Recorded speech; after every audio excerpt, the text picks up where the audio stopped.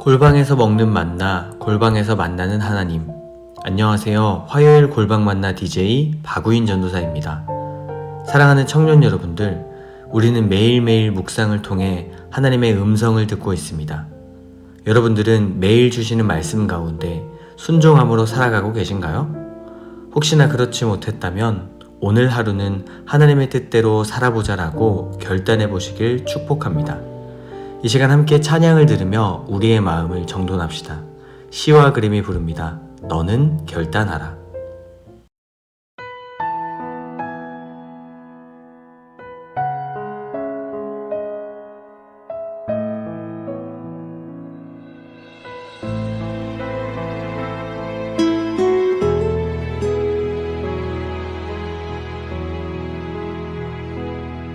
내가 도적처럼 왔을 때 너는 자신할 수 있느냐. 내가 한밤중에 왔을 때 너는 나와 갈 수 있느냐. 말씀에 등불이 내 삶에 꺼져 있지 않느냐. 성령의 기름이 오래전 말라 있지는 않느냐. 너는 결단하라. 주저거나 머뭇거릴 시간은 없다. 너는 그 자리에서 다시 거듭나야 한다. 너는 결단하라. 세상 소리를 닫고 말씀에 불을 켜야 한다. 불을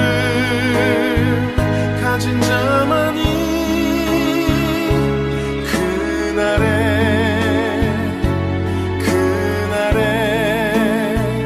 나와 간다.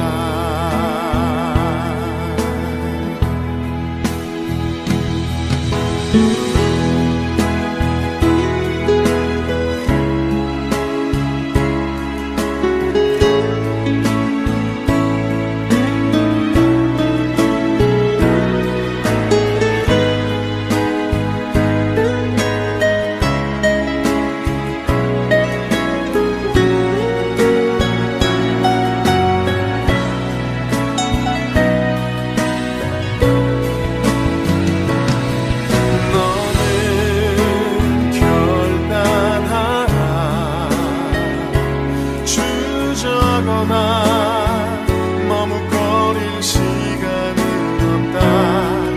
너는 그 자리에서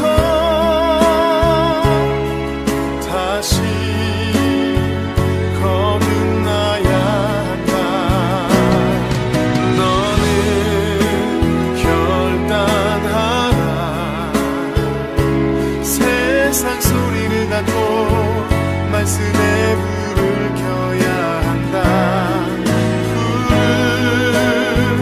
가진 자만이 그날에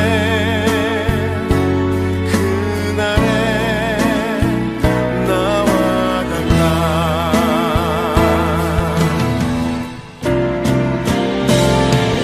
너는 결단하라. 주저거나 머뭇거릴 시간은 없다. 너는 그 자리에서 다시 거듭나야 한다. 너는 결단하라. 오늘 하루 세상의 소리가 아니라 하나님의 소리를 따르길 축복합니다. 오늘 본문의 제목은 여호와의 성전과 왕궁을 불사르고입니다. 우리에게 주신 하나님의 말씀은 열왕기하 24장 18절에서 25장 15절까지의 말씀이며 예레미야서 38장의 본문을 함께 참고해 보시길 바랍니다. 오늘 본문에 등장하는 왕은 시드기야입니다. 그는 안타깝게도 남유다의 마지막 왕으로 기록되었습니다. 그가 남유다의 마지막 왕으로 기록될 수밖에 없었던 이유에 대해서 같이 알아보도록 하겠습니다. 우리는 흔히 시드기야를 남유다의 마지막 왕이면서 그와 동시에 악한 왕으로 기억하고 있습니다. 그러나 그는 사실 남유다의 멸망을 막아보려고 애를 쓰던 왕이었습니다. 그가 바벨론 왕의 명령으로 남유다의 왕이 되었을 때 사람들을 시켜서 당시에 선지자로 활동하였던 예레미야에게 나라를 위해 기도해달라고 부탁하기도 했습니다. 하지만 그의 곁에 있던 고관들은 시드기야와 생각이 달랐습니다. 오히려 예레미야를 죽이기 위해 웅덩이에 빠뜨리도록 하기도 했습니다. 그랬던 이유는 예레미야가 바벨론에게 굴복해야 한다고 예언했기 때문입니다. 예레미야 역시 그 사실을 받아들이기 힘들었지만 선지자였던 그는 죄로부터 비롯된 하나님의 심판이기에 이스라엘 백성들에게 받아들이라고 촉구할 수밖에 없었습니다.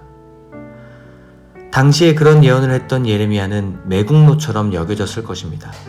그래서 결국에는 웅덩이에 갇혀 죽을 위기에 처하게 됩니다.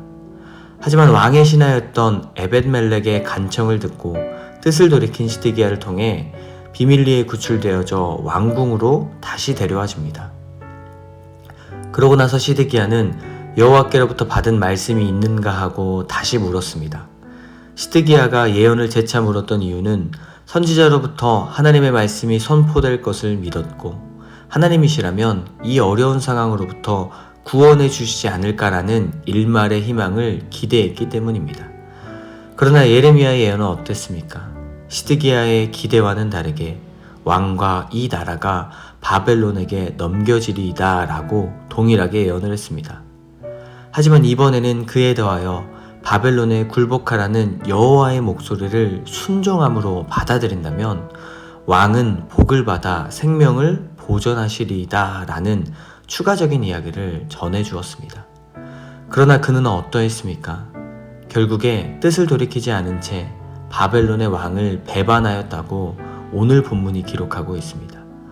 그는 예레미야가 여호와의 선지자인 것을 알고 여러 번 하나님의 뜻을 구했지만 정작 결단을 내리지 못하고 신하들의 후환이 두려워했습니다.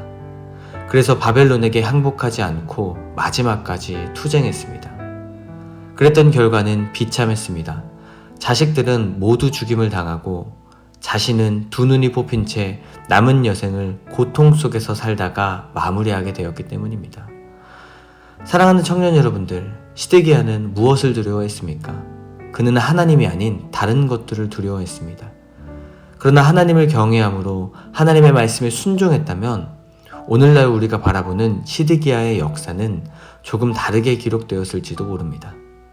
오늘 시드기야의 이야기를 마무리하며 우리가 생각해 봐야 하는 것은 하나님의 말씀을 듣고서도 순종하지 않는 고집스러운 인생들의 결과라는 것입니다. 하나님이 지적하시는 죄의 문제를 가벼이 여기고 계시지는 않으신가요? 혹시 하나님보다 다른 것을 더 두려워하고 계시지는 않으신가요? 내 삶에 일어나는 상황들을 어떻게 처리하고 있는지 돌아보시는 하루가 되길 바랍니다. 함께 기도하겠습니다. 천지 만물을 창조하시고 다스리시는 온 땅의 주인 되신 주님, 오늘 하루를 허락하심에 참으로 감사드립니다.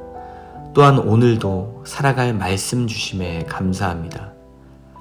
시드기야와 같이 듣고서도 반응하지 못하는 인생이 아니라 하나님의 말씀에 순종하며 살아가는 인생이 되도록 성령으로 충만하게 담대하게 인도하여 주시옵소서.